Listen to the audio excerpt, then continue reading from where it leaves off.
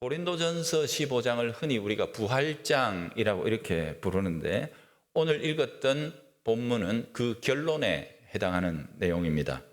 바울은 예수님의 부활이 생명의 영원한 승리라고 외쳤습니다. 그렇기 때문에 성도는 마땅히 승리자의 삶을 살아야 한다라고 그렇게 권면하죠. 그런데 이 권면이 우리에게 살갑게 들리지 않을 때가 많습니다. 왜냐하면 비교적 신앙생활을 오래 하신 분들도 의외로 이 부활에 대해서 좀 희미합니다. 우리 주님께서 십자가 지시고 부활하셨다. 나는 믿는다. 그걸 모른다는 게 아닙니다. 그것 때문에 당장에 내게 어떤 변화가 일어난 것인지, 그것이 내게 내 오늘 살아가는 삶에 구체적으로 어떤 의미가 있으며 또 어떤 것이 요구되는지에 대해서 잘 모른다는 거예요. 희미해요. 오늘 마침 부활절이기 때문에 제가 차제에 이 주제를 조금 말씀드리려고 합니다. 부활을 정확하게 알아야 부활이 요구하는 부활의 삶을 살아낼 수 있기 때문이죠. 제가 한번 여쭙겠습니다. 여러분, 우리 신자의 부활이 지금 일어났습니까? 안 일어났습니까? 헷갈리죠? 예, 헷갈리라고 던진 질문입니다. 아직 안 일어났습니다. 여러분 보세요. 51절 끝에 그리고 52절에 우리의 부활과 관련된 단어를 어떻게 얘기하죠? 다시 살아날 것이다. 또 우리도 변화될 것이다. 이게 과거형입니까? 미래형입니까? 미래형입니다. 53절, 54절 연속적으로 이루리로다. 이루어지게 될 것이다. 어때요? 이것도 미래형이죠? 우리의 부활과 관련된 모든 동사가 미래형입니다. 곧 우리의 부활은 아직 안 일어났습니다. 하지만 우리가 부활할 것이라는 것을 확실하게 보장하는 예수님의 부활이 일어났습니다. 즉 우리는 우리 몸의 부활을 대망하고 있습니다. 그러면 그 부활, 우리의 몸의 부활은 언제 일어난단 말입니까? 52절 첫 번째 단어, 나팔 소리가 나매. 언제죠? 재림의 날이죠. 주님께서 다시 오시는 날입니다. 자, 확실한 그 일이 그때에 있을 것이다. 이걸 지금 우리가 압니다. 그러면 그 부활이라는 게 지금의 우리들에 대해서 무엇을 요구합니까? 이거예요, 지금. 바울이 결론을 내려놓은 것은. 제가 비유로 한번 말씀을 드려볼게요. 우리가 지금 왕국에 살고 있다고 칩시다. 근데 그 어떤 왕이 저를 어여삐 여겨가지고 상속자, 왕자로 이렇게 양자로 드리기로 결정을 했답니다. 법적으로 모든 절차가 끝나버렸어요. 이제는 뭐가 남았느냐? 행사만 남았어요. 왕궁에서는 내일 모레 그 행사를 진행할 거라고 저에게 통보를 해왔어요. 여러분, 그렇다면 지금부터 제가 뭐 해야 되죠? 준비해야죠. 그죠? 옷도 맞추고 이제 이렇게 살면 안 되지. 이제 그 왕궁에 들어가서 품위 있게 살아야 되는데 왕궁에서 어떻게 사는지도 좀 연구하고 연습하고 그래야 될 거 아닙니까? 그 얘기입니다. 그게 우리 부활에 똑같이 적용하라고 가르쳐 준 건데요.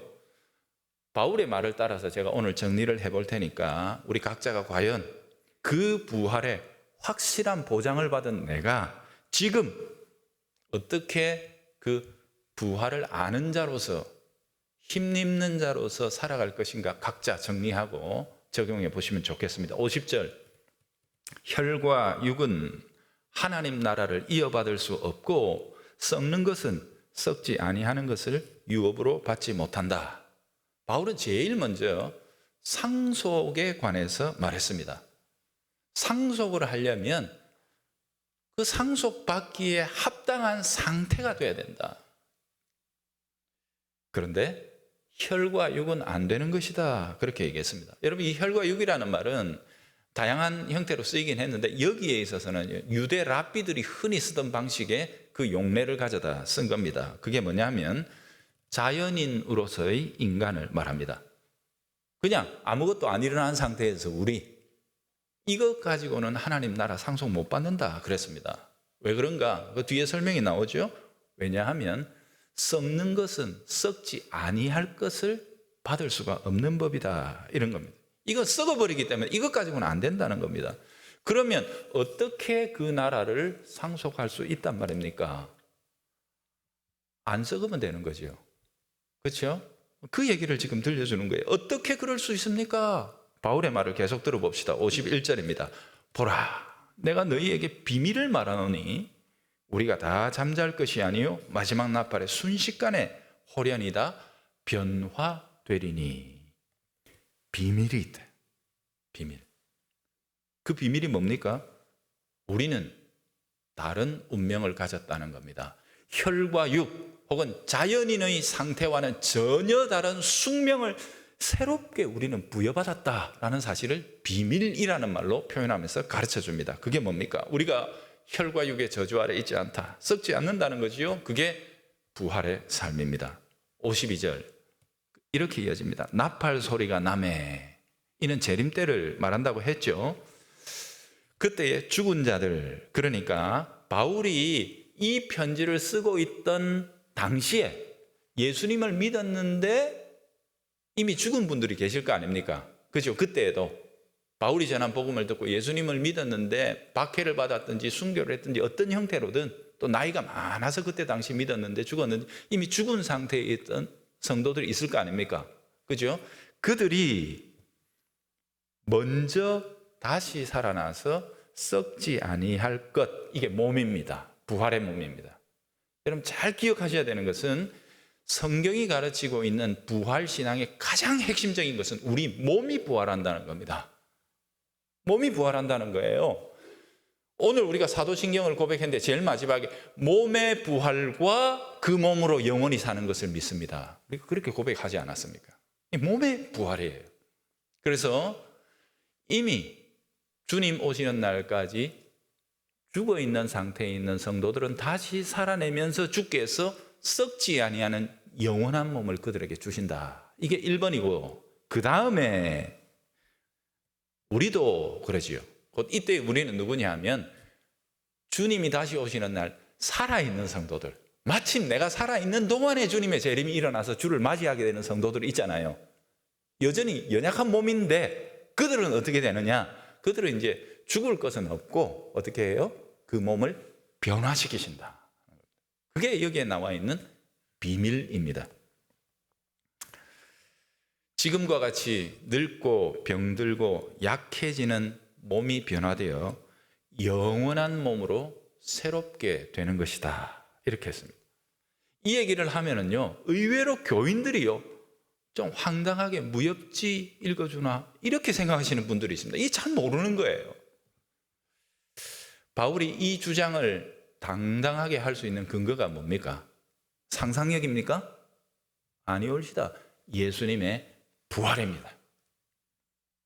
우리에게 나를 믿는 자는 죽어도 사는 것이다. 너희들 나를 믿는다는 것의 의미를 아느냐? 너희가 내 말을 믿고 내 말을 받아서 나를 너희의 구원자로 믿는다는 것의 능력을 아느냐? 그것은 죽어도 사는 것이다. 주님 이렇게 말씀하셨어요. 못 믿겠지? 그러면서 주님은 당신께서 죽음을 이기신 권능자라는 것을 즉각적으로 보여주셨는데 첫 번째는 뭐예요? 이 말씀을 하신 현장이 나사로가 죽은 지 나흘 되어 무덤 속에 들어있던 장면입니다. 그래서 보여줄게 하면서 당장에는 나사로를 무덤에서 불러내십니다. 그렇죠? 자, 그런데 나사로가 그 무덤에서 나온 몸으로 지금까지 영원히 살아 있습니까? 아닙니다. 그것은 주님께서 잠시 보여주신 것입니다. 믿음 약한 우리를 위해서. 그러나 진정으로 영원하고 확실한 부활의 증거를 무엇으로 보여주십니까? 예수님 자신의 부활입니다. 그 몸으로는 하늘로 올라가셨어요.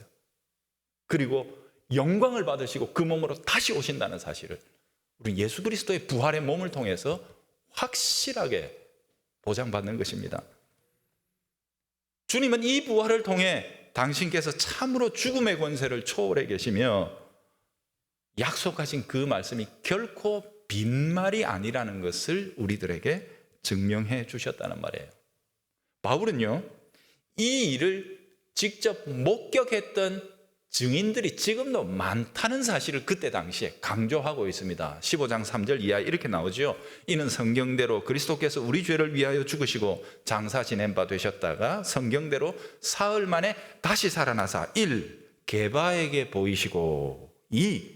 12제자에게 보이시고 3. 그 후에 어떤 경우에 있어서는 일시에 500명이나 되는 형제들 앞에 친히 그 몸으로 나타나셨다.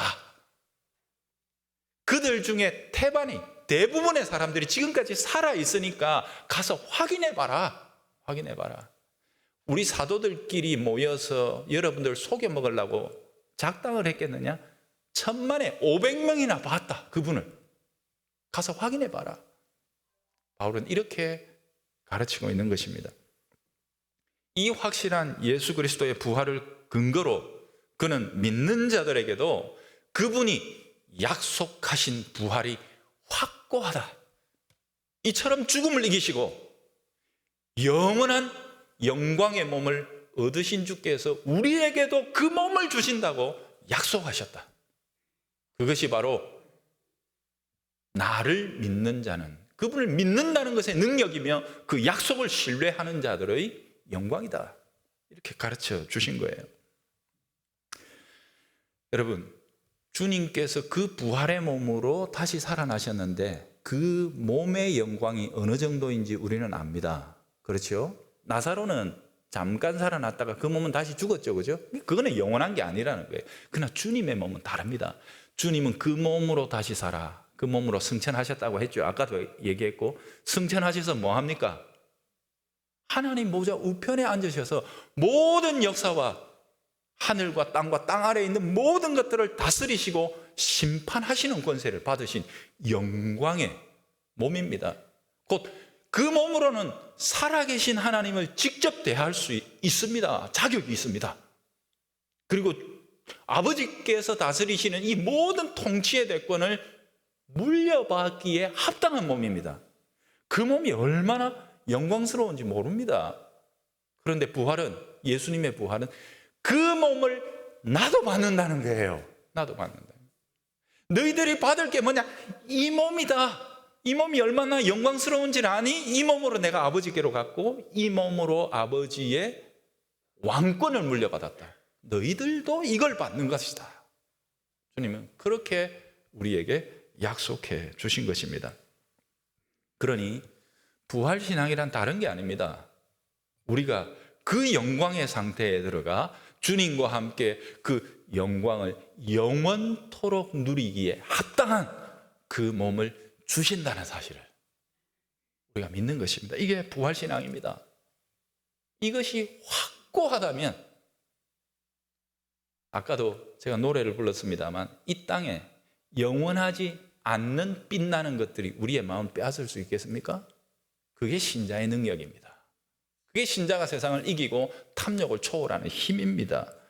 그래서 바울은 55절 56절에 이렇게 말했죠. 죽음을 조롱합니다. 야 사망아, 죽음아, 네가 도대체 우리를 위협할 수 있다고 하는 게 뭐냐?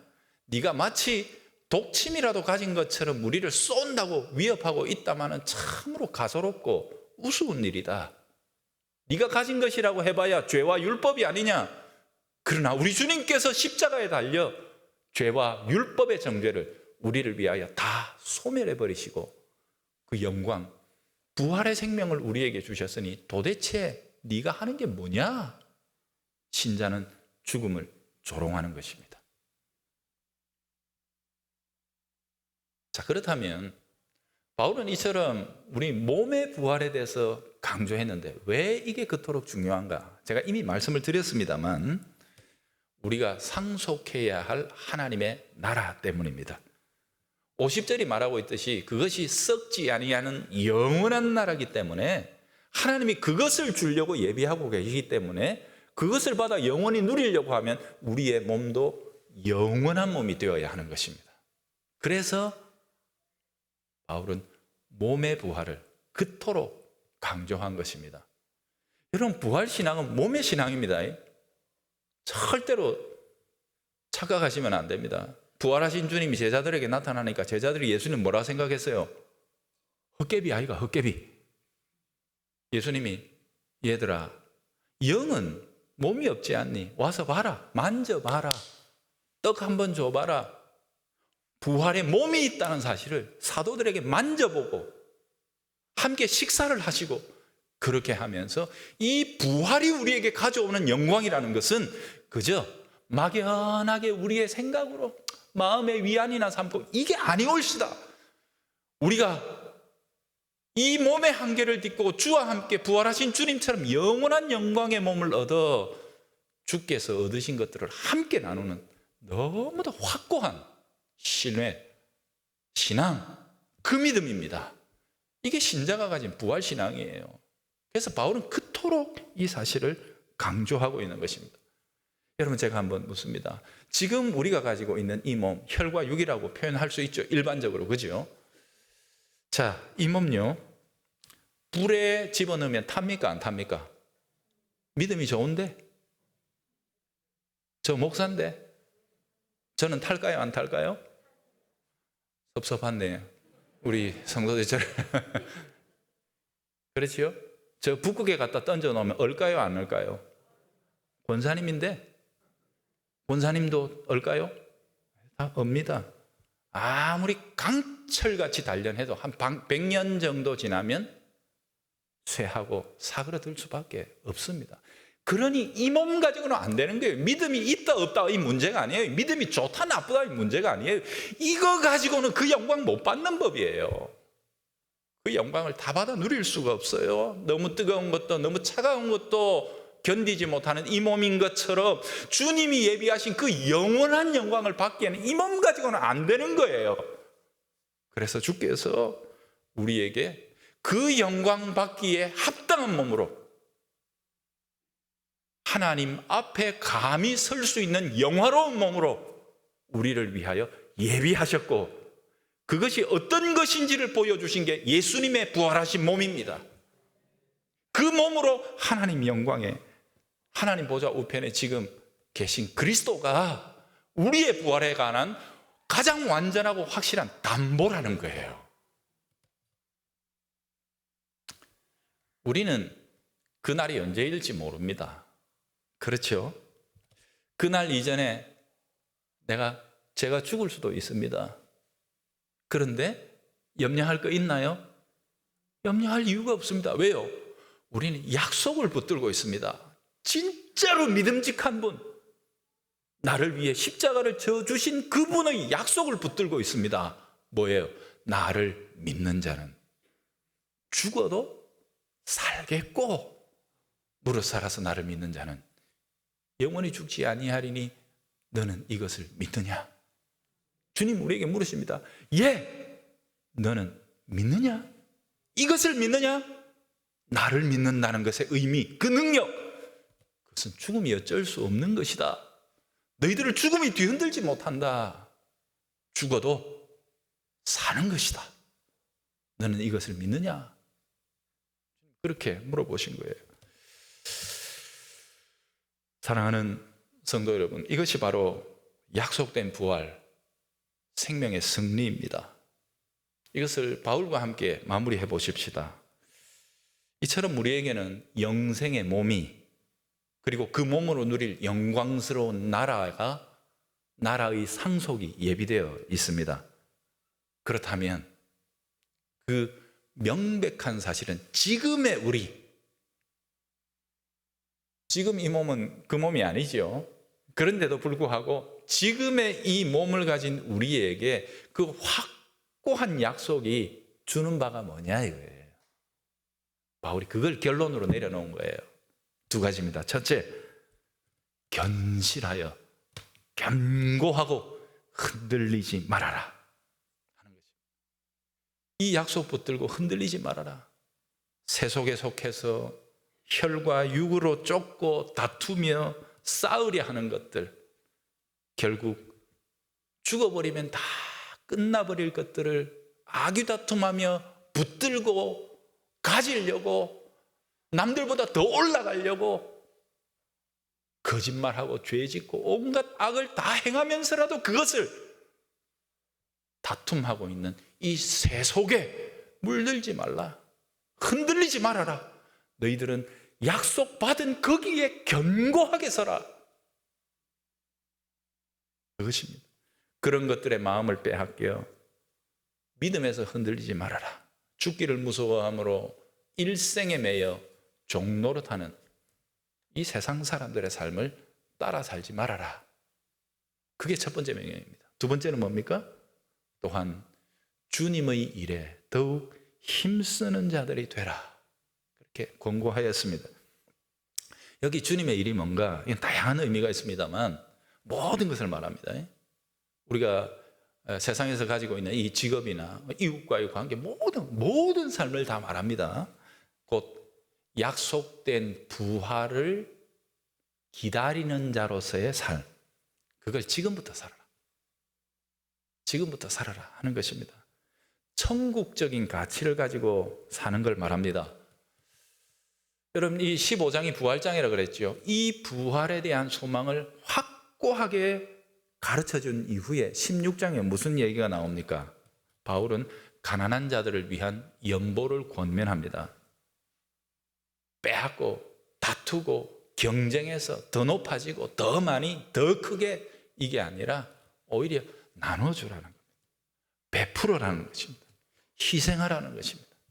이런 삶을 살아라 라고 요구해요. 세상 사람들은 그거 미련한 짓이라고 그럽니다. 왜? 가지면 힘되는데, 높아지면 힘쓰는데 그걸 왜 포기해?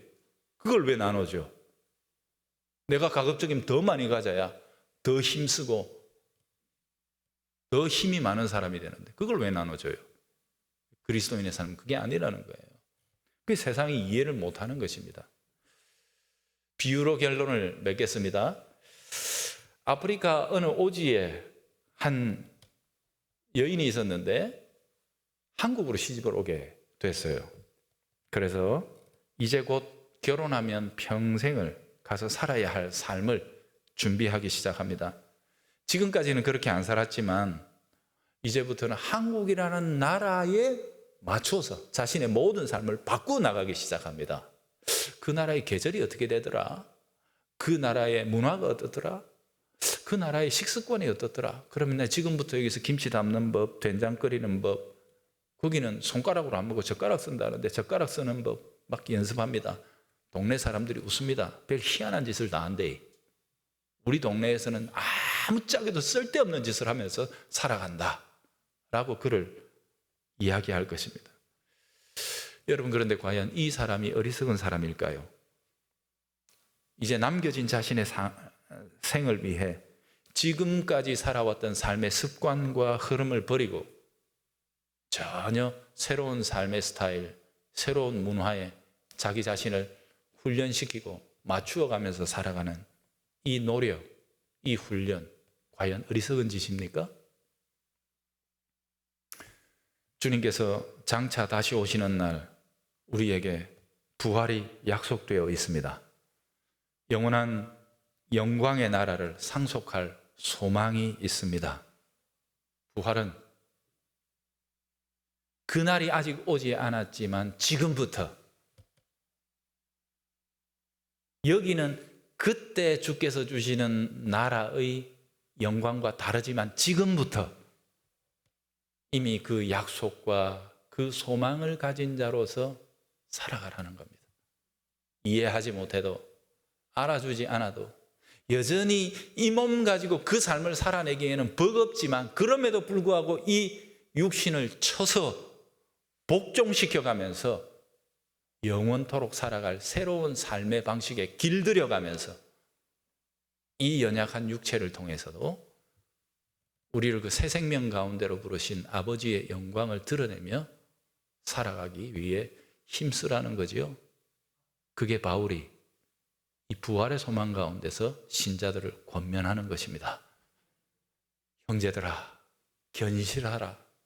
흔들리지 말라. 그것은 너무도 확고한 진실이다. 진리다. 둘째, 그러므로 주님의 일에, 주님이 부르신 방식의 새로운 삶에 너 자신을 지금부터 맞추어가는 그런 삶을 살아가라. 이 두 가지입니다. 우리 모두가 다 이 부활의 새로운 삶의 훈련에 매일마다 성령을 통해 이어나가는 주님의 백성들 되기를 진심으로 소원합니다.